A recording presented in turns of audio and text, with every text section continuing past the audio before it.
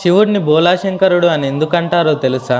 ఒకరోజు లుబ్ధకుడు అనే బోయవాడు అడవిలో వేటకు వెళ్ళాడు. కానీ ఆ రోజు అతనికి ఒక్క జంతువు కూడా దొరకలేదు. చీకటి పడుతుంది. అడవిలో క్రూర మృగాల సంచారం ఎక్కువైంది. తన ప్రాణాలు కాపాడుకోవడానికి తన ముందున్న ఒక పెద్ద బిల్వ వృక్షాన్ని ఎక్కాడు. కింద పులులు తోడేళ్ల అరుపులు వినిపిస్తున్నాయి. ఒక్క క్షణం కన్ను మూసిన వాటికి ఆహారం అవుతానని భయపడ్డాడు.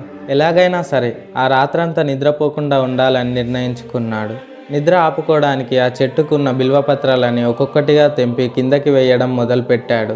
అలా రాత్రంతా జాగారం చేస్తూ బిల్వపత్రాలు కిందికి వేస్తూనే ఉన్నాడు. అక్కడ ఒక అద్భుతం జరిగింది. ఆ చెట్టు కింద ఎవరికీ తెలియని ఒక శివలింగం ఉంది.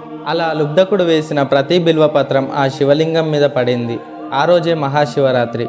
ఆ బోయవాడు తనకి తెలియకుండానే ఆహారం దొరకక ఉపవాసం ఉన్నాడు. నిద్రపోకుండా జాగారం చేశాడు. బిల్వపత్రాలతో శివుడికి అభిషేకం చేశాడు. తెల్లవారుజామున లింగోద్భవ కాలంలో బోయవాడి నిష్కలమైన తెలియక చేసిన ఆ భక్తికి పరమశివుడు ముగ్ధుడయ్యాడు. బోలాశంకరుడు ప్రత్యక్షమై, లుబ్ధక, నీ భక్తికి మెచ్చాను. నియమ నిబంధనలు తెలియకపోయినా మనస్ఫూర్తిగా నన్ను ఆరాధించావు అని వరమిచ్చాడు.